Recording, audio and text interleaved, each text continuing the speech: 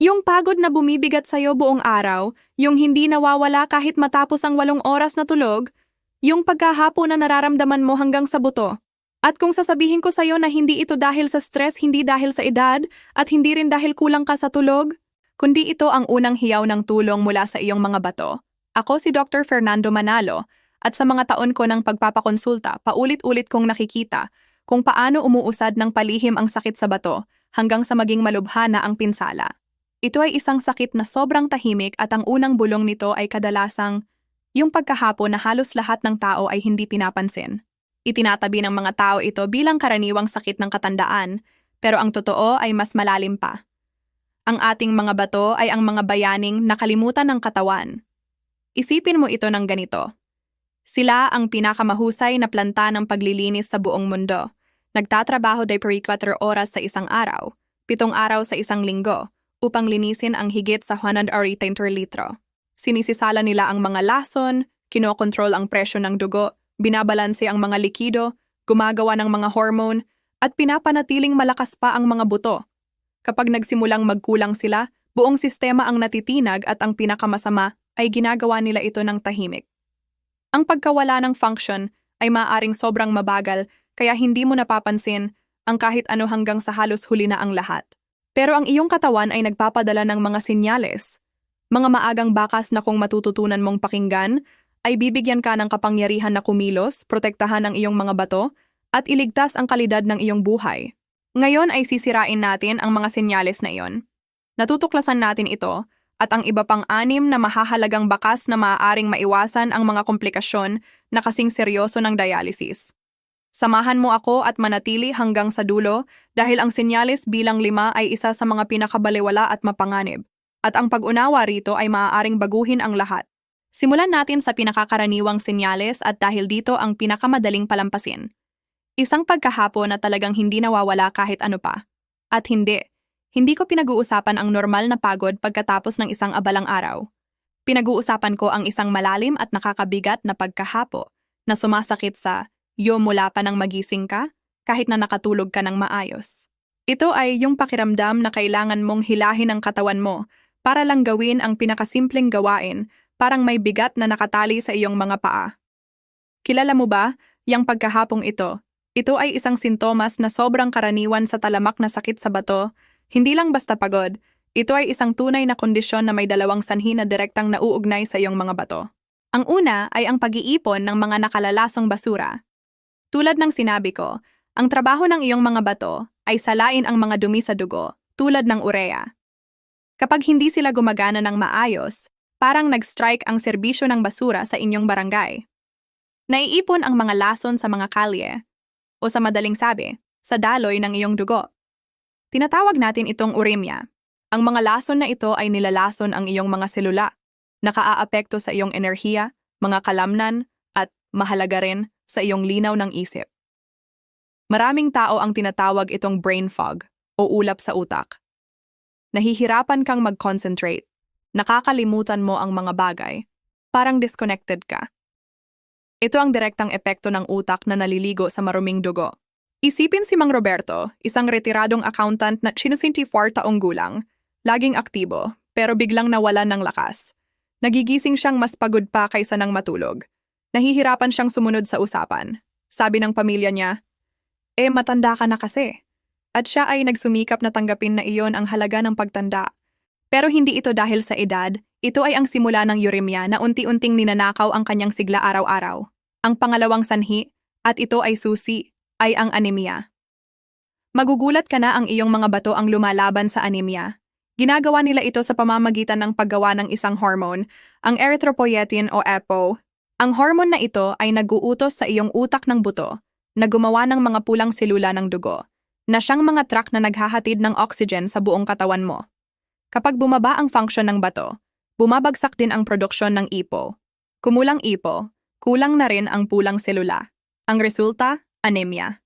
Ang iyong mga kalamnan at utak ay nauubusan ng oxygen. Ito ang parehong pakiramdam ng panghihina na mararamdaman mo sa tuktok ng bundok, pero nararamdaman mo ito habang nakaupo sa sopa mo sa bahay.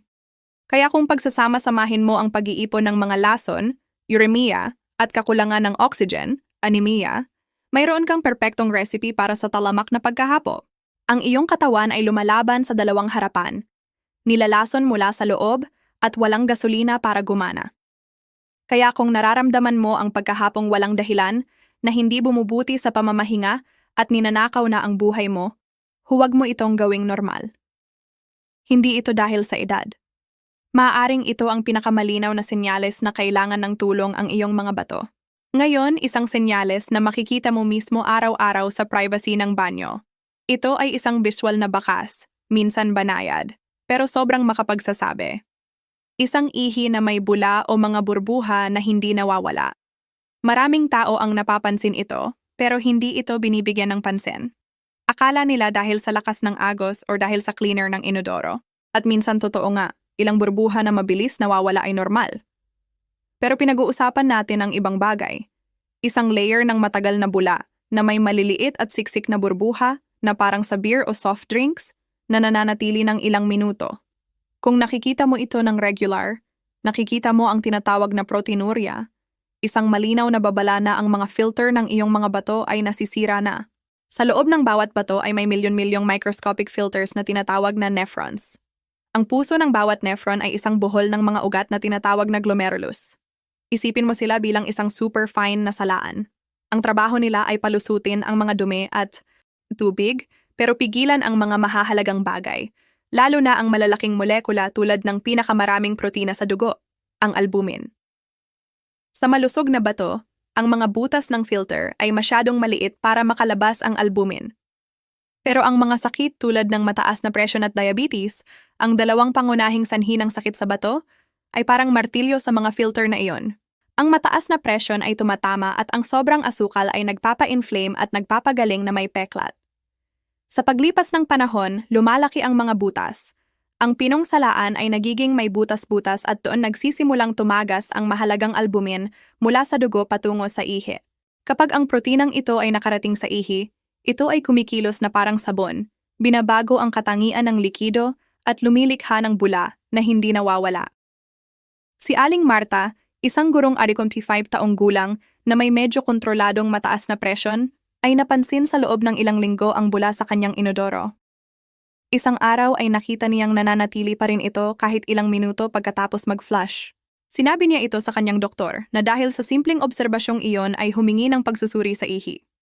Ang resulta, makabuluhang proteinuria. Dahil pinakinggan ni Aling Marta ang senyales na iyon, naayos nila ang kanyang gamot at naprotektahan ang kanyang mga bato, pinigilan ang sakit bago maging hindi na maibabalik ang pinsala. Ang bula sa ihi ay maaaring lumitaw ng mas maaga pa kaysa sa anumang ibang sintomas. Ito ay direktang mensahe mula sa iyong mga filter ng bato. Kaya simula ngayon, gawin mo ang simpleng bagay na ito. Bago mag-flush, tingnan mo, mga burbusyang nawawala ba o bula na nananatili? Ang simpleng pagmamasid na iyon ay maaaring ang unang hakbang upang iligtas ang iyong mga bato. Ang pangatlong senyales ay yung nararamdaman mo sa sarili mong katawan, ang pamamaga o edema. Nararamdaman mo bang masikip ang iyong sapatos sa huli ng araw? Tinatanggal mo ang medyas at nakikita ang malalim na bakas na matagal mawala. O gumising ka, tumingin sa salamin at namamaga ang mukha at mata mo. Ang pag-iipon ng likido na iyon ay hindi nagkataon, ito ay direktang resulta ng pagkawala ng isa sa mga pangunahing tungkulin ng iyong mga bato, ang pagbabalanse ng sodium at mga likido sa iyong katawan. Ang iyong mga bato ang mga tagapagbantay ng balansi na iyon. Nagpapasya sila kung magkano ang asin at tubig na ilalabas sa ihi at kung magkano ang mananatili. At ang sodium ay parang magnet para sa tubig. Kung saan pupunta ang sodium, susunod ang tubig. Kapag nagkulang ang mga bato, parang nakatakip ang alulod. Sa halip na ilabas ang asin na kinakain mo, pinapanatili nila ito. At dahil sumusunod ang tubig sa asin, pinapanatili mo rin ang tubig. Ang sobrang likido ay tumatagas mula sa mga ugat ng dugo at naiipon sa mga tissue. Iyon ang edema. Dahil sa gravity, unang naiipon ang likido sa mga paa at bukong-bukong, kaya mas napapansin mo ito sa huli ng araw. Kapag humiga ka sa gabi, ang likidong iyon ay namamahagi muli, kaya maaaring gumising ka na namamaga ang mukha, lalo na sa paligid ng mga mata. Pero may isa pang dahilan na konektado sa nakaraang senyales. Naalala mo ba ang albumin, Ang proteinang tumatagas sa ihi, ang proteinang iyon ay gumagana bilang espongha na pinapanatili ang likido sa loob ng mga ugat ng dugo. Kapag nawala mo ito, mas madaling tumagas ang likido patungo sa mga tissue na lalong nagpapalala sa pamamaga. Ito ay dobleng suntok. Pinapanatili mo ang asin at tubig at nawawala ang proteinang dapat magpanatili ng tubig sa tamang lugar. Si Mang Carlos, isang driver ng bus na 62 taong gulang, ay napansin na parang longganisa ang kanyang mga bukong-bukong pagkatapos ng kanyang shift. Inisip niya na dahil sa pag-upo. Pero ang turning point ay nang isang araw ay pinindot niya ang kanyang shin gamit ang hinlalaki at nakita na nag-iwan ito ng butas na matagal mawala. Tinatawag itong pitting edema, isang malinaw na senyales ng pag-iipon ng likido. Natakot siya at pumunta sa doktor. Ang mga pagsusuri ay nagpakita ng bumaba na function ng bato. Ang pamamaga ay hindi dahil sa trabaho niya, ito ay sigaw ng tulong mula sa kanyang mga bato. Ang pagbaliwala sa edema ay mapanganib. Ang nagsisimula sa mga bukong-bukong ay maaaring magtapos sa mga baga, pulmonary edema, na nagdudulot ng malubhang hirap sa paghinga. Isa sa pinakamalalang emergency sa sakit sa bato. Kaya obserbahan mo ang sarili mo. Masikip ba ang iyong singsing? Nagiiwan ba ng bakas ang iyong tsinelas? Gawin mo ang thumb test sa shin. Kung may persistent na pamamaga, huwag maghanap ng dahilan. Ito ay senyales na nabibigo na ang sistema ng pamamahala ng likido ng iyong katawan at ang mga bato ang pangunahing suspect. Nasa kalahati na tayo at gusto kong mag-pause ng kaunti. Kung may nagliwanag na bumbilya sa'yo o naging kapakipakinabang ang narinig mo, hihilingin ko sa'yo ang isang pabor na malaki ang tulong sa akin. Maglaan ka ng 1 segundo para pindutin ang button ng subscribe at i-activate ang bell.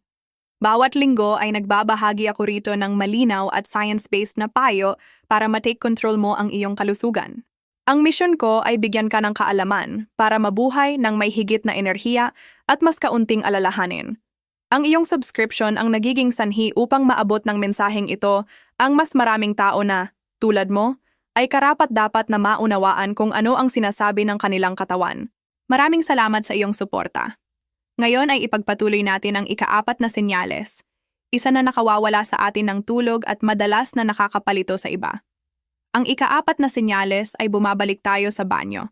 Pero sa pagkakataong ito hindi tungkol sa nakikita mo, kundi sa kung ilang beses kang pumupunta, lalo na sa gabi. Tinutukoy ko ang pangangailangang bumangon para umihi ng maraming beses, isang kondisyon na tinatawag na nocturia. Ito ay sobrang karaniwan, lalo na sa mga lalaking mahigit 50 taong gulang na isinisisi sa prostata. At bagamat maaaring ito ang sanhi, ang pag-aakalang iyon lang ang paliwanag ay isang pagkakamali na maaaring magkubli ng problema sa bato.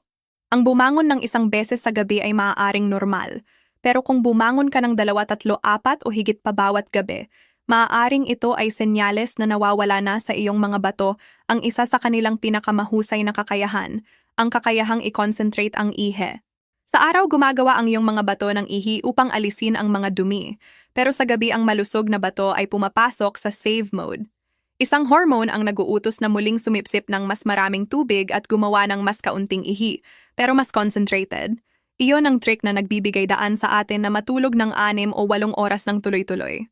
Kapag nasira ang mga bato, madalas nawawala ang kakayahang iyon. Parang nasira ang switch ng nighttime mode. Patuloy silang gumagawa ng malalaking halaga ng diluted na ihi buong gabi. Paulit-ulit na napupuno ang iyong pantog at pinipilit kang bumangon. Isipin si Aling Elena, 68 taong gulang. Bumubangon siya ng 3 o 4 na beses sa gabi. Pagod na pagod siya. Sabi ng doktor niya na normal ito pagkatapos ng menopause, pero ang nocturia ni Aling Elena ay kasama ng malalim na pagkahapo mula sa unang senyales. Ang putol-putol na tulog ay lalong nagpapalala sa kanyang pagkahapo na lumilikha ng vicious cycle. Hindi hanggang sa isang bagong doktor ang nagkonekta ng 2 sintomas, pagkahapo at nocturia, na hiniling ang pagsusuri sa bato na nagpakita ng talamak na sakit sa bato. Ang problema ay hindi ang kanyang pantog, kundi ang kanyang mga bato na hindi na siya pinapahinga. Bukod sa nocturia, pansinin ang iba pang pagbabago. Mas madalas na umihi din sa araw. Bigla at matinding urge na umihi. Napakaputla at malinaw na ihe, kahit hindi ka umiinom ng maraming tubig, o sa kabaligtaran, madilim na ihe na kulay tsa o cola. Sa advanced stages, biglang pagbaba sa dami ng ihe. Ito ay isang napakaseryosong senyales. Huwag baliwalain ang mga pagbabagong ito. Ang pagpapanatili ng diary kung ilang beses kang pumupunta sa banyo sa araw at gabi ay maaaring sobrang kapaki-pakinabang para sa iyong doktor. Ang mahimbing na tulog ay isa sa mga pundasyon ng kalusugan. Kung may patuloy na nakakaabala rito, sinasabi ng iyong katawan na may mali. Narating na natin ang ikalimang senyales, yung binabalaan ko na isa sa pinakamapanganib. Ito ay isang grupo ng mga sintomas na umaatake sa isang bagay na kasing basic ng kasiyahan sa pagkain. Pagkawala ng gana, metallic na lasa sa bibig, at pagduduwal, lalo na sa umaga. Bakit ito napakapanganib? Dahil kapag ang isang tao, lalo na ang matanda, ay tumigil sa pagkain, nabubuksan ang pinto sa malnutrisyon, panghihina, at pagbilis ng anumang sakit. At madalas ang ugat ng pagtanggi sa pagkain ay ang malubhang pag-iipon ng uremic toxins. Balikan natin ang uremia. Kapag tumaas ng husto ang antas ng urea at iba pang lason sa dugo, nagsisimula ang mga hindi kanais-nais na bagay. Una, ang lasa. Inilalarawan ng mga pasyente ang isang patuloy na metallic o mapait na lasa na hindi nawawala kahit ano. Biglang parang bulok ang lasa ng karne. Ang urea ay maaaring maging ammonia sa laway, na nagdudulot ng masamang hininga at lalong nagbabago sa panlasa. Ang paborito mong ulam ay nagiging nakakadire. Pangalawa, ang pagduduwal. Ang mga lason ay nakaiirita sa tiyan at nagpapasigla sa vomiting center sa utak. Karaniwan na mas malala ang pagduduwal sa umaga kapag gumising dahil naiipon ang mga lason sa magdamag. Kung pagsasama-samahin mo ang nakakadiring lasa at patuloy na pagduduwal, ang resulta ay malalim na pagkawala ng gana. Ang pagkain ay tumigil na maging kasiyahan at naging parusa na. Isipin si Mang Jorge, isang dating chef na 71 na taong gulang. Ang buhay niya ay umiikot sa mga lasa. Biglang lahat ay may lasa na metal. Ang bistek ay parang lumang barya. Ang amoy ng kape ay nagdudulot ng pagduduwal. Mabilis siyang nawalan ng timbang. Akala ng pamilya niya ay dahil sa kalungkutan dahil sa pagka-widower. Nawalan na ako ng gana sa buhay, ang sabi niya. Pero ang nawawala pala ay ang function ng kanyang bato. Ang kanyang anorexia ay hindi psikolohikal, ito ay ang katawan niya na sumisigaw na nilalason siya mula sa loob. Ang senyales na ito ay lubhang mapanlinlang dahil madaling isisi sa iba. Stress, depression, problema sa tiyan. Pero kung ang pagkawala ng gana ay kasama ng pagkahapo o pamamaga, ang pangunahing suspek ay dapat ang mga bato. Bigyan mo ito ng malaking pansin. Kung ikaw o ang isang mahal mo ay nawawala ng timbang ng hindi sinasadya, kung wala ng lasa ang pagkain o kung may pagduduwal ng walang malinaw na dahilan, huwag itong maliitin. Ito ay isang kritikal na alarm na nangangailangan ng medikal na investigasyon. Ang ika-6 na senyales ay maaaring magpabaliw sa isang tao. Ito ay isang tahimik na pagpapahirap sa balat, isang matinding kati na laganap at hindi tumitigil. Hindi ito ang tuyong balat ng taglamig. Ito ay isang kondisyon na tinatawag na uremic pruritus, isang kati na galing sa loob at hindi naaalis kahit kiskisin. Sa katunayan, ang pagkakamot ay lalong nagpapalala na nagdudulot ng sugat at impeksyon. Inilalarawan ng mga pasyente ito na parang may mga insekto na gumagapang sa ilalim ng balat. Madalas itong mas malala sa gabi, nakakaabala sa tulog at winawasak ang kalidad ng buhay. Muli, ang ugat ay nasa mga filter ng bato.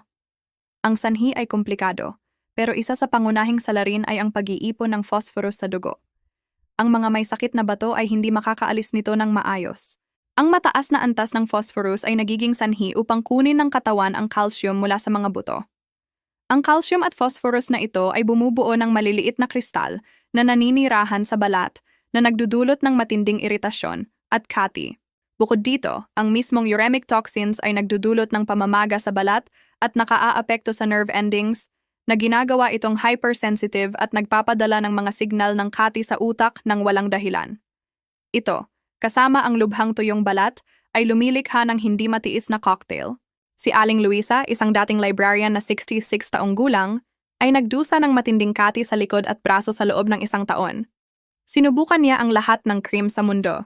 Sabi ng dermatologist na tuyong balat na ng edad, wala nang gumana, desperado na siya.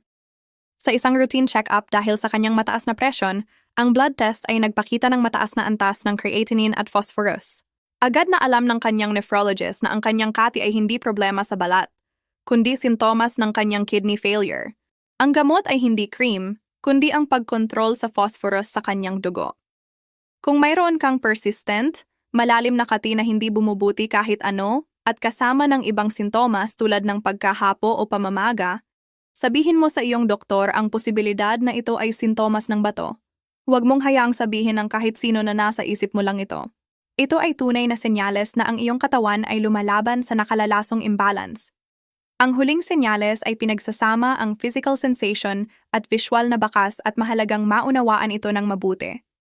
Ito ay isang dull at persistent na sakit sa likod o sa mga tagiliran kasama ang pagbabago sa kulay ng ihi.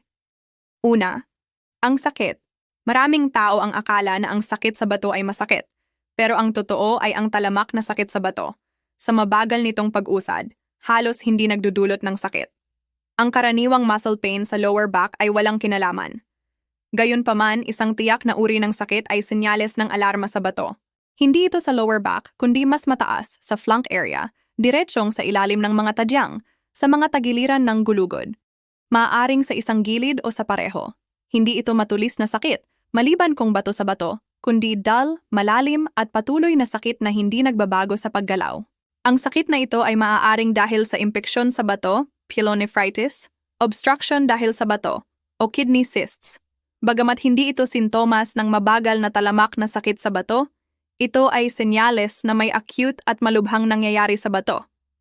Ngayon pagsamahin mo ang sakit na iyon sa pagbabago sa kulay ng ihi. Kung ang iyong ihi ay naging rosas, pula o kulay kola, ito ay senyales ng dugo, hematuria. Ito ay maaaring dahil sa impeksyon o bato, pero maaari rin dahil sa mas seryosong sakit na nagpapa-inflame sa mga filter ng bato, glomerulonephritis. Ang ihi na kulay dark tea o brown ay isa ring senyales ng alarma. Si Mang David, isang karpintero na 63 taong gulang, ay naramdaman ang dull na sakit sa kanyang kanang tagiliran. Inisip niya na dahil sa maling galaw, pero isang araw ay nakita niyang kulay itim na tsaa ang kanyang ihi. Walang hapdi, walang ibang sintomas, tanging ang sakit at kulay na iyon. Ang kombinasyon ay nagdala sa kanya sa emergency. Ang diagnosis ay acute glomerulonephritis, malubhang pamamaga ng kanyang mga filter. Ang mabilis na pagkilos ay naiwasan ang permanenteng pinsala. Ang aral ay malinaw. Matutong pag-iba-ibahin ang sakit sa tagiliran mula sa karaniwang sakit sa likod at tulad ng sinabi ko, obserbahan ang iyong ihi.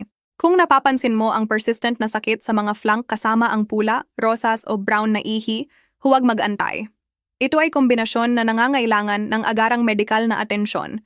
Nalantad na natin ang 7 senyales na ipinapadala sa iyo ng iyong mga bato. Mga bulong na kung baliwalain ay nagiging sigaw. Pinag-usapan natin ang malalim na pagkahapo, ang bula sa ihi ang pamamaga, sa bukong-bukong ang mga pagbangon sa gabi, para umihi ang pagkawala ng gana kasama ang metallic na lasa, ang hindi matiis na kati, at sa wakas ang sakit sa tagiliran, kasama ang pagbabago sa ihi. Ang pinakamahalagang mensahe ay ito. Ang iyong katawan ay matalino. Nagsasalita ito. Yang pagkahapo ay hindi lang dahil sa edad. Yang pamamaga ay hindi lang dahil sa init.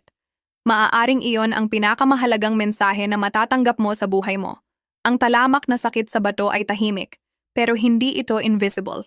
At ngayon ay may kaalaman ka na upang makita ito. May kapangyarihan ka ng pakinggan, kaya narito ang iyong plano ng aksyon. Huwag manatili sa pagdududa, kumilos. Sa susunod na pupunta ka sa doktor, huwag sabihin lang na pagod lang ako. Humanda ka at sabihin ng may kumpiyansa. Doktor, nababahala ako sa kalusugan ng aking mga bato. Napansin ko, banggitin ang iyong mga sintomas. Pagkahapo, bula sa ihi at TBP. At gusto kong gawin niyo ang 2 simpleng pagsusuri, isang blood test upang sukatin ang aking creatinine at kalkulahin ang aking glomerular filtration rate, GFR, at isang urinalysis upang sukatin ang albumin-creatinine ratio. Ang 2 pagsusuring iyon ang gold standard upang masuri ang sakit sa bato. Madalas nang mas maaga pa bago maging malubha ang mga sintomas. Ang pagiging tiyak ay nagpapakita sa iyong doktor na ikaw ay aktibong kasama sa iyong kalusugan. At sa wakas, kung binuksan ng video na ito ang iyong mga mata, ibahagi mo ito. Ipadala mo sa iyong asawa, kapatid o kaibigan. Ang isang usapan na nagsisimula sa isang simpleng video ay maaaring literal na iligtas ang kalidad ng buhay ng isang taong mahal mo. Ako si Dr. Manalo. Matutong pakinggan ang iyong katawan at alagaan ang iyong kalusugan. Salamat sa pagsama sa akin.